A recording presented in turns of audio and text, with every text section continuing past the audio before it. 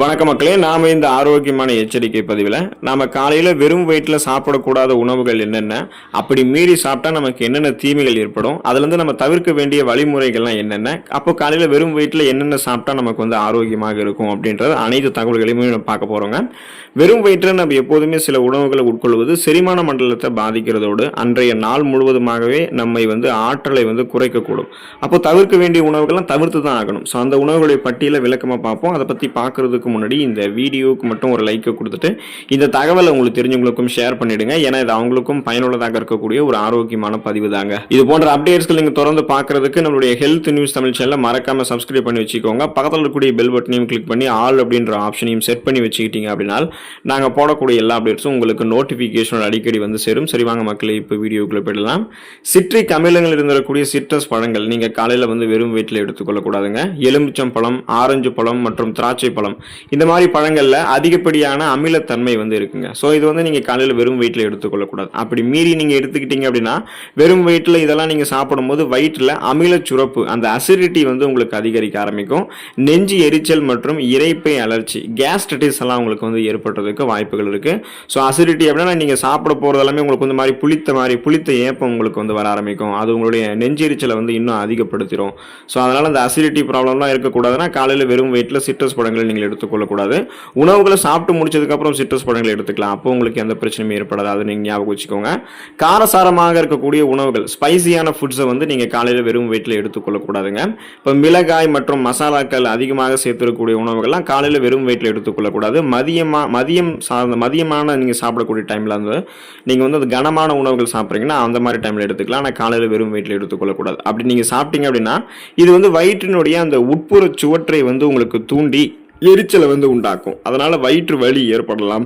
அஜீரணம் மற்றும் அப்பப்போ உங்களுக்கு தசைப்பிடிப்பு பார்த்தீங்கன்னா வயிறு பகுதிகளில் ஏற்படுவதற்குமே வாய்ப்புகள் இருக்கு. ஸோ காரசாரமான உணவுகள் எப்போதுமே குடலையும் பாதிக்கும் அப்படின்னு தெரிஞ்சுக்கோங்க. அல்சர் அப்படின்னு சொல்லக்கூடிய இந்த குடல் புண் பிரச்சனை ஏற்படுவது கூட இது வழிவகுக்கும். அதனால நீங்க காலையில் வெறும் வயிற்றில் காரசாரமான உணவுகள்லாம் எடுத்துக்கொள்ளாதீங்க.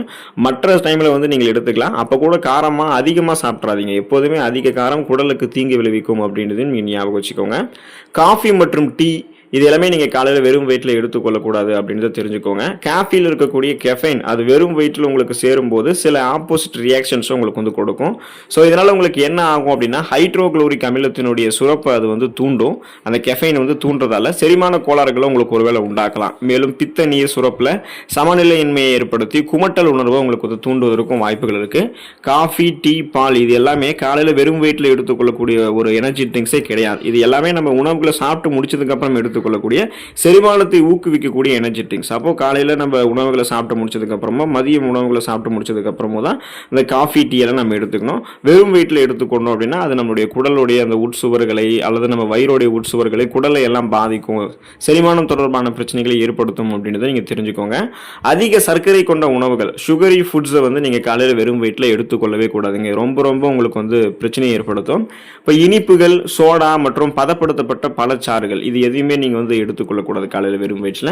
அப்படி நீங்க மீறி சாப்பிட்டீங்கன்னா இந்த வெறும் வயிற்றில் சர்க்கரை நேரடியாக உங்களுக்கு செல்லும் போது இன்சுலினுடைய அளவு திடீரென உங்களுடைய ரத்தத்தில் உயர்ந்து கணையத்திற்கு அதிக அழுத்தத்தை அது கொடுக்கும். அதனால ரத்த சர்க்கரையினுடைய அளவில் பெரும் மாற்றம் உண்டாக்கி சீக்கிரமே அது உங்களை சோர்வடைய வச்சிரும். அதுவும் நீங்க சுகர் ப்ராப்ளம் இருக்கக்கூடிய பேஷண்ட்ஸ்னா நீங்க காலையில் வெறும் வயிற்றுலாம் இந்த மாதிரி சுகரி ஃபுட்ஸ் எல்லாம் எடுத்துக்கிறீங்க அப்படின்னா ஹை லெவலில் உங்களுடைய பிளட்ல சுகரோட அளவு இன்க்ரீஸ் ஆகிடும். அப்புறம் அது குறையவே குறையாது. ஸோ நீங்க என்ன பண்ணணும்னா ரொம்ப ஜாக்கிரதையா இருக்கணும் இல்லையா. அதனால சுகர் ஃபுட்ஸ் எல்லாம் நம்ம எடுத்துக்கிறோம் அப்படின்னா உணவுகளை சாப்பிட்டு முடிச்சதுக்கு அப்புறம் அது செரிமானம் ஆகிறதுக்கு ஒரு அந்த டைஜஷனை உங்களுக்கு இம்ப்ரூவ் பண்றதுக்காக நீங்க எடுத்துக்கலாம். அல்லது டோபமைன் உங்களுக்கு சுரக்கணும், நீங்க ரொம்ப சுறுசுறுப்பாகணும், ரொம்ப மந்தமாக காணப்பட்டீங்கன்னா அப்போ கொஞ்சம் சுகர் எடுத்துக்கலாம். ஆனால் அதிகமாக சர்க்கரை கொண்டக்கூடிய உணவுகளை காலையில் வெறும் வயிற்றில் எடுத்துக்கிட்டீங்கன்னா அது உங்களுக்கு சுகர் ப்ராப்ளம் ஏற்படுறதுக்கு, உங்களை சோர்வடைய வைக்கிறதுக்கெல்லாம் வாய்ப்புகள் இருக்கு அப்படின்றது நீங்க தெரிஞ்சுக்கோங்க. தக்காளி இருக்குங்க இல்லையா, அந்த டொமேட்டோஸ் அதை நீங்க காலையில் வெறும் வயிற்றில் எடுத்துக்கொள்ளக்கூடாது அப்படின்றதையும் நீங்க தெரிஞ்சுக்கோங்க. ஏன் அப்படின்னா தக்காளியில் டேனிக் அமிலம் அதிக அளவில் இருக்குங்க. ஸோ டேனிக் அமிலம் அதிக அளவில் இருக்கிறதுல என்ன பாதிப்புகளை ஏற்படுத்தும் பார்த்தீங்கன்னா இது வயிற்று அமிலத்தோட போயிட்டு ரியாக்ட் ஆகும். அது வினை புரிந்து வயிற்றில் கற்கள் அல்லது இரைப்பை புண்கள், கேஸ்ட்ரிக் அல்சர்ஸ் உங்களுக்கு உருவாகிறதுக்கு வழிவகுக்கும். அதனால நீங்க தக்காளியை காலையில் வெறும் வயிற்றில் எடுத்துக்கொள்ளக்கூடாது. அதை நீங்க சாப்பிடக்கூடிய உணவுகளோட பார்த்தீங்கன்னா மதிய உணவுகளையோ அல்லது இரவு உணவுகளோ எடுத்துக்கலாம். நீங்க சமைத்து கூட காலையில் வெறும் வயிற்றில் இப்போ நீங்க சாப்பிடக்கூடிய உணவுகளை தக்காளி ஆட் பண்ணலாம். அது ஒரு பிரச்சனை. ஆனால் நீங்க அப்படியே முழுமையாக இருக்கக்கூடிய பச்சை தக்காளி எல்லாம் நீங்க எடுத்துக்கொண்டீங்கன்னா அது உங்களுக்கு தீமைகளை ஏற்படுத்தும் அப்படின்னு தெரிஞ்சுக்கோங்க. யோகா தயிர் இருக்குங்க இல்லையா, அதை வந்து நீங்கள் காலையில் வெறும் வயிற்றில் எடுத்துக்கொள்ளக்கூடாதுங்க. மீறி எடுத்துக்கிட்டீங்கன்னா உங்களுக்கு பிரச்சனைகள் ஏற்பட்டு தான் செய்யும்.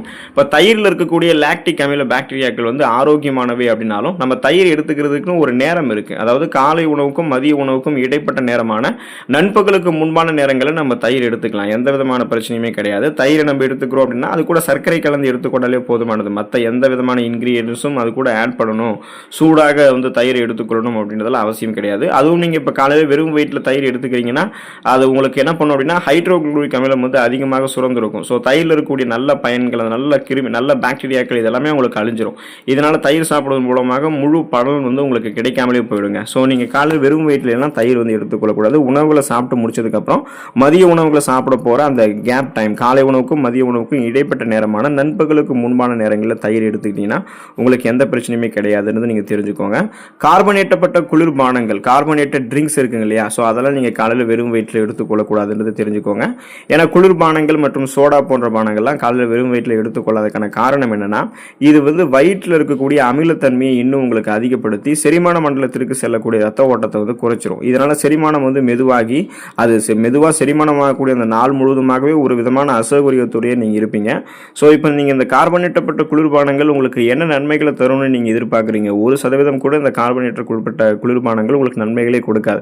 இதை நீங்கள் மற்ற வேலைகள் எடுத்துக்கொள்வதே உங்களுக்கு தீமை தான். அதை விட்டுட்டு நீங்கள் காலையில் வெறும் வெயிட்லாம் எடுத்துக்கிறீங்கன்னா இன்னும் அது அதிக தீமைகளை ஏற்படுத்தும் அப்படின்றத ஞாபகம் வச்சுக்கோங்க. ஸோ அப்போ இது மாதிரிலாம் இல்லாமல் ஆரோக்கியமாக நம்ம வந்து உணவுகளை எடுத்துக்கொள்ளணும் அப்படின்றத நீங்கள் நினச்சிங்கன்னா நீங்கள் என்ன பண்ணலாம்? காலையில் வெறும் வெயிட்டில் அப்படின்னா ஊற வைத்த பாதாம் பருப்பு எடுத்துக்கொள்ளலாம். அதாவது இரவு தூங்குறதுக்கு முன்னாடி சாதாரணமாக குடிக்கக்கூடிய நீரில் ஊற வைத்த பாதாம் பருப்பு ஊற வச்சுட்டு மறுநாள் காலையில் எழுந்ததுக்கப்புறம் தோலை நீக்கிட்டு எடுத்துக்கிட்டிங்கன்னா அவங்களுக்கு முழுவதுமான ஊட்டச்சத்துக்களும் கிடைக்கும். ஓட்ஸ் நீங்கள் எடுத்துக்கலாம். ஓட்ஸ் கூட நிறைய பழங்கள் ஆட் பண்ணி எடுத்துக்கலாம். தர்பூசணி, பப்பாளி பழமெல்லாம் நீங்கள் காலையில் வெறும் வயிற்றில் எடுத்துக்கலாம்.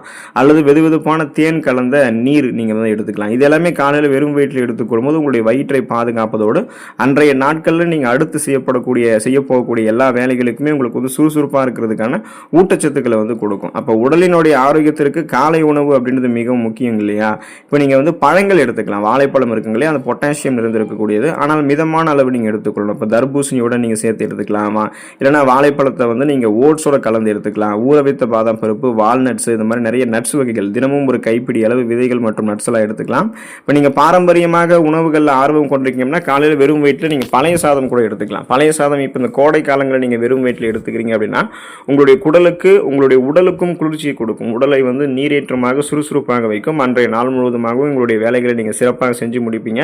உங்களுடைய குடல்கள்லையுமே எந்த விதமான கழிவுகளும் தேங்காமல் பழைய சாதம் வந்து வெளியேற்றிவிடும். ஸோ பழைய சாதம் பல பேருக்கு வந்து பிடிக்காமல் இருக்கலாம். பழைய சாதம் எப்படி செய்யணுன்றது உங்களுக்கு தெரியும். ஆனால் இதுக்கப்புறமாவது கொஞ்சம் கொஞ்சமாக காலையில் வெறும் வயிற்றில் பழைய சாதமெல்லாம் எடுத்துக்கோங்க. அப்போ காலையில் வெறும் வயிற்றில் சாப்பிடக்கூடாத உணவுகளை எல்லாம் ஓரம் கட்டி வைத்துவிட்டு சாப்பிடக்கூடிய ஆரோக்கியமான உணவுகளை எடுத்துக்கொண்டு உடல் நலத்தை பராமரித்துக் கொள்ளுங்கள். ஆரோக்கியமாக இருங்க.